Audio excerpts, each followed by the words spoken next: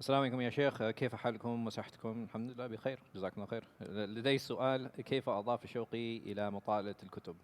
Okay. The best way to increase your love of reading is by reading. That's the only way to do it. It's the only way to do it.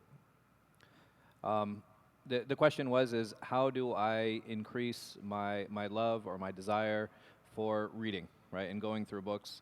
And this is something that many of us suffer from, and many times because we get bored reading, and a lot of that has to do with because we don't read. And if we don't have the habit of reading, it becomes that much more difficult to read. So my suggestion is to start reading smaller books, start reading more, because we're always reading anyway.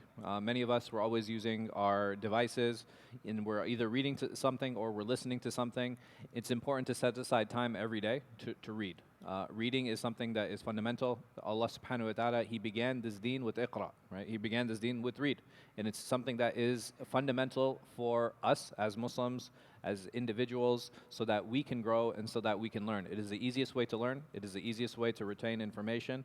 And it is something that we should be striving to do every single day, even if it's a small amount. So I think it's important for every one of us to build our reading stamina. Start with 2 minutes a day. After 2 weeks, if you're continuous with it, make it 5 minutes. After that, make it 15, an hour, 2 hours, however much you can read every day, inshallah. Choose a time that is convenient for you. Also choose books that you enjoy, right? That's another thing that's very important. So read with a purpose. That's also something that's very important that I think many of us skip out on. When we critically engage with books, so a lot of times if you go through my books, like it's like full of questions, writing, underlines, right? And some people are like, oh, that's like, it's disrespectful. No, I think it's a way to respect the book. Because the author, he's presenting some information to me, and he's telling me something, and I want to engage with that author in a meaningful way. So sometimes in the marginalia, I'll write something, sometimes I'll underline something. If there's not enough room, you know those post-it pads, those stick-it pads, what you can do is like you can take one of those, you can put those on the page. And this way, if I want to remember something, if I forgot something, it becomes easier for me to refer back to those books.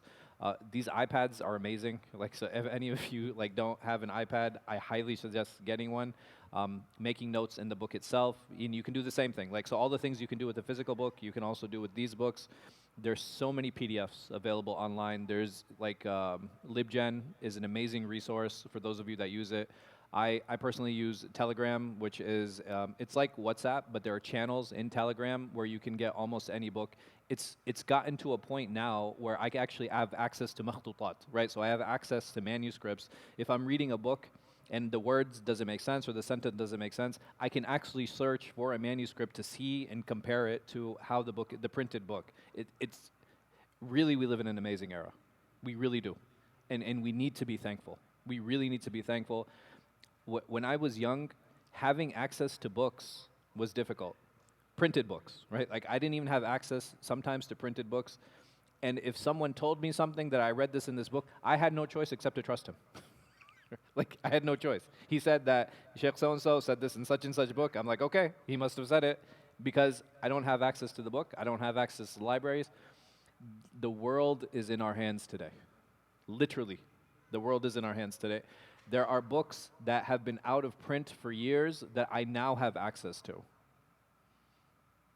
There are books like in manuscript form that haven't been printed yet that I can go and read. It's amazing. It truly is amazing. And if we're not reading, we're really, really dropping the ball. Like, we have only failed ourselves if we're not picking up books and if we're not reading. And like I said, even a small amount every day.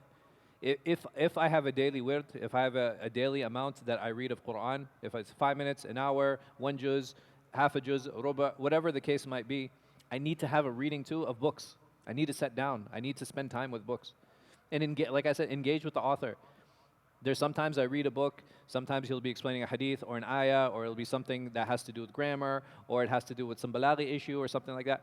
I'll go through it and I'll be like, he didn't answer this question. Like, he went through to talk about this and he didn't answer this question, or I'll have my own question, or I'll add more fawaid and things that I feel beneficial that I feel the author didn't address. And this is something that we can all practice. You know why? Because it works our mind. And the mind, subhanAllah, it's like a muscle. If we don't use it, you lose it. right? This is just natural. And subhanallah, when we talk about things like dementia, when we talk about things like Alzheimer's, when we talk about all of these other diseases, and may Allah subhanahu wa ta'ala protect us and our families, I mean, some of it might have to do because we're not taking advantage of the resources that we have available to us. We really need to, like, it's amazing how he sallallahu alayhi wasallam, he said that نحن قوم أميون, like we're an unlettered people. لا نكتب ولا نحسب, like we don't write and we don't calculate. Like these are things that we just, and he sallallahu alayhi wasallam, he was talking about their hal and their condition at that time. Now it's very rare to go anywhere in the Muslim world that they don't know how to write and they don't know how to calculate. We have no excuse. Like we really have no excuse. We have no excuse to learn. We have no excuse to better ourselves. There's so many different types of books that we can all benefit from. And there's nothing wrong with them. Like if you enjoy fiction books, read fiction books.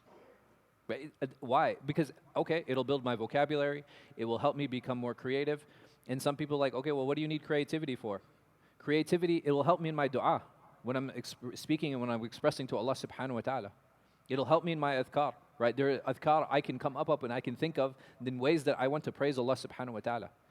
So Allah has given a means for the person who's not creative, is like, listen, I just, whatever the ayat say and whatever the hadith say, I just want to repeat those and I want to say those, and this is how I'm going to engage with Allah. Wala kadhalik. Go ahead. I think that's great. And there are some people who's like, no, I want to be more creative. There are more things that I want to engage with Allah subhanahu wa ta'ala in the way I speak to Him.